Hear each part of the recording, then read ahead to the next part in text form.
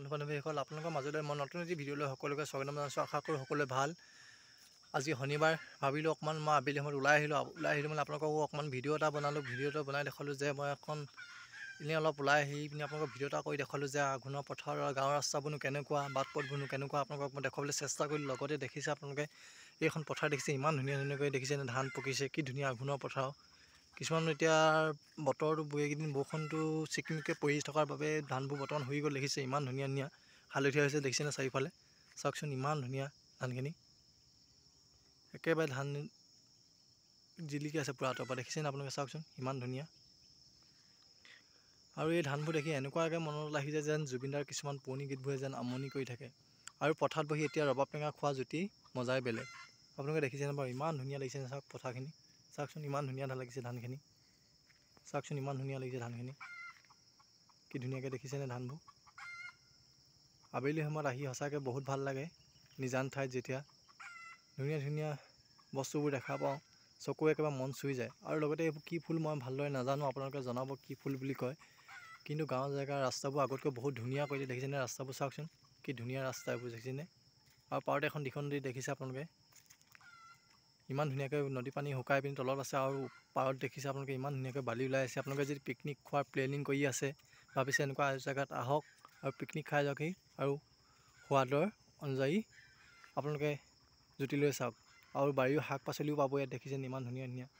আৰু তাৰ পাৰতো দেখিছে দাদা কেইজনমানে বিভিন্ন ধৰণৰ শাক পাচলি খেতি কৰিছে, দেখিছেনে চাওকচোন।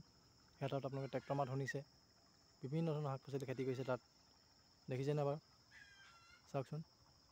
সেইখন এখন দেখিছে আপোনালোকে আঁতৰত, এটাতো কৰিছে কেইজনমানে খেতি, দেখিছেনে।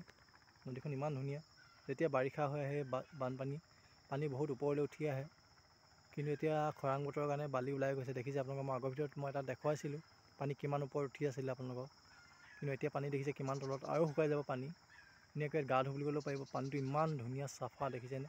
আৰু চৰাই চিৰিকটি ইমান ধুনীয়াকৈ চৰি আছে, দেখিছেনে নদীৰ পাৰত। তাত মানুহে বিভিন্ন ধৰণৰ কাপোৰো ধুৱে, ইয়াত গাও ধুৱে ধুনীয়াকৈ ইয়াত ধুনীয়াকৈ গা ধুই পিনি ধুনীয়াকৈ যাব পাৰিব। পানীটো ইমান ধুনীয়া চাফা, দেখিছেনে। চাৰিওফালে কেৱল সেউজীয়া আৰু সেউজীয়া, দেখিছেনে কি ধুনীয়া দৃশ্য। আৰু আপোনালোকক মই আৰু এটা ভিডিঅ' দেখুৱাব বিচাৰিছোঁ। লগতে এইখন দেখিছে মোৰ স্কুটি, এইখন দেখিছেনে। মই নতুনকৈ এখন কিনি আনিছিলোঁ, আপোনালোকক মই ভিডিঅ'টো আপডেট দিব পৰা নাছিলোঁ, কিন্তু আজি মই একেলগে দেখুৱাই দিছোঁ। তথাপিও মই আপোনালোকক যিমানখিনি পাৰোঁ দেখুৱাবলৈ চেষ্টা কৰিছোঁ। লগতে এইবোৰ দেখিছে বেলিও এতিয়া বৰ্তমান ডুবো অৱস্থা হৈছে। ভাবিলোঁ ময়ো অকণমান ওলাই আহিলোঁ, আপোনালোককো ভিডিঅ' এটা কৰি দেখুৱালোঁ, কেনেকুৱা হৈছে জনাব সকলোৱে। আৰু পথাৰৰ ধানবোৰ দেখিছেনে ইমান ধুনীয়া লাগিছেনে চাওকচোন, চাৰিওফালে হালধীয়া দেখিছেনে চাওক, ইমান ধুনীয়া লাগিছে, দেখিছেনে চাওকচোন।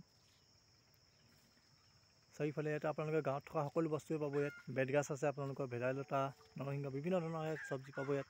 লগতে ইয়াত ঔটেঙা গছো আছে, দেখিছেনে ইমান ধুনীয়া গছ গছনি। মাঘৰ বিহুৰ বাবে খৰিবোৰ একো হেৰি হোৱা নাই, দেখিছেনে। খৰিৰ বাবে একো কিনিব লগা অৱস্থাত হোৱা নাই, তথাপিও ইয়াত কিনিব লগা হোৱা নাই, দেখিছেনে এনেকুৱা অৱস্থা হৈছে, দেখিছেনে চাওক, ইমান ধুনীয়া ৰাস্তা।